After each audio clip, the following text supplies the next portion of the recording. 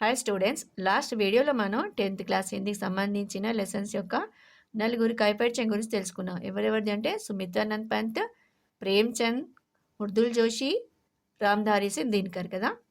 ఈ వీడియోలో మిగతా వారి గురించి తెలుసుకుందాం. ఓకే. లేఖక్ భగవతి శరణ్ ఉపాధ్యాయ के बारे में लिखे है ना. లేఖక్ భగవతి శరణ్ ఉపాధ్యాయ के बारे में लिखिए. ఏ లెసన్ సంబంధించిందంటే లోక్గీత్ అన్నట్టు. लोकगीत के लेखक कौन है? भगवती शरण उपाध्याय. भगवती शरण उपाध्याय हिंदी साहित्य के सुपरिचित रचनाकार है. भगवती शरण उपाध्याय हिंदी साहित्यानिकी सुपरिचित रचयिता अन्नट्टु. इनका जन्म 1910 में हुआ था. एप्पुडु जन्मिंचारु? 1910 में, 1910.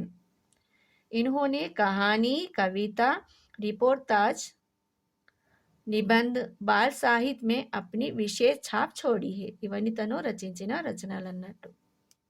ఇవన్నీ సంబంధించిన ఇవన్నిటిని తను రచించారు. ఇన్ని విధాలుగా రచనలు తను చేశారన్నట్టు.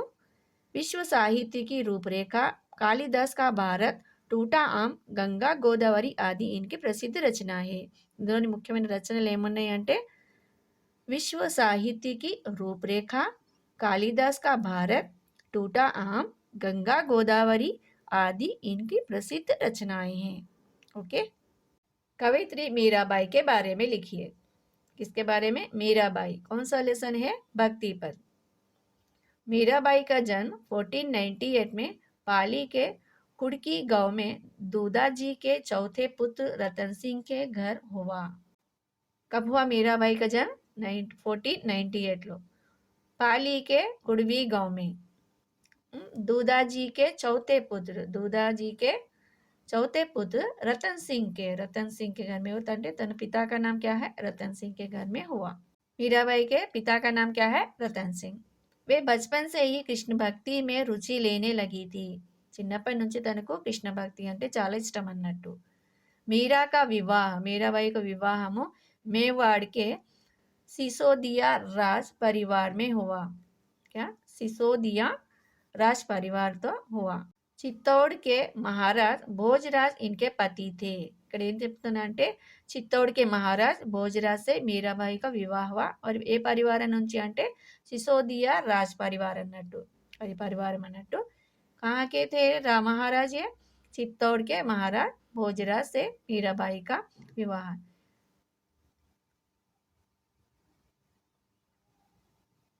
जो मेवाड़ के महाराजा सांगा के पुत्र थे. ये महाराज भोजराज అంటే मीराबाई के पति किसके पुत्र थे? मेवाड़ के महाराणा सांगा के पुत्र थे. इनकी प्रसिद्ध रचना मीराबाई पदावली है. मीराबाई की प्रसिद्ध रचना क्या है? मीराबाई पदावली. इनकी विशेष क्या है? कृष्णोपासक कवित्रों में से श्रेष्ठ అంటే కృష్ణ భక్తి శాఖలో తను చాలా ముఖ్యమైన కవిత్రి అన్నట్టు. మాధుర్య ప్రయోగ్ మే పటు, తన పదాలు ఎలా ఉండే మాధుర్య భావంతో నిండి ఉండేటివి అన్నట్టు. ఇన్కా నిధన్ సన్ 1573 మే హువా. కిస్కా? మీరాబాయి కా. ఓకే. ఇది కాకుండా టెక్స్ట్ బుక్లో ఉన్న కైపరిచయాన్ని మీరు అది నేర్చుకొని ఉండండి. దీనికి సంబంధించిన ప్రతి ఒక్క ఎక్స్ప్లెనేషన్ తెలుగులో నా ఛానల్లో ఉన్నాయి, అక్కడ వెళ్ళి మీరు చూడొచ్చు వీడియోస్. ఓకే. నెక్స్ట్ చూద్దాం. कवि रैनदास के बारे में. ये कहाँ के रैनदास? कौन से पार्ट से है? भक्ति पद से. इसमें भक्ति पद में कौन कौन थे? रैनदास और मीराबाई. रैनदास को मीराबाई के गुरु माना जाता है ना, जानते हैं ना आप लोग ये बात. ओके. कई परिचय देखेंगे. रैनदास असली नाम संत रविदास था. रैनदास का ना असल नाम क्या है? असल नेम ఏంటంటే संत रविदास था. ఓకే. మీకు ఇవి కూడా రవిదాస్ के बारे में लिखండి, కన్ఫ్యూజ్ అవ్వకండి. రవిదాస్ అంటేనే रैनदास అన్నట్టు.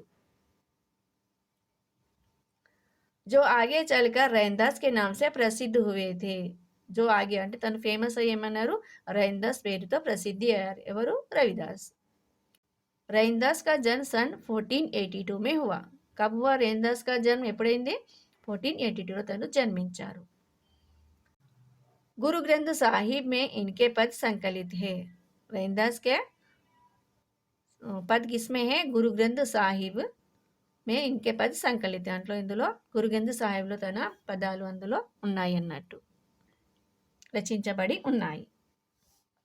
ज्ञानमीर शाखा के प्रमुख कवियों में से एक है. జ్ఞానమార్గి శాఖకు చెందిన కవులలో రైన్దాస్ ప్రముఖంగా చెప్పబడతారు.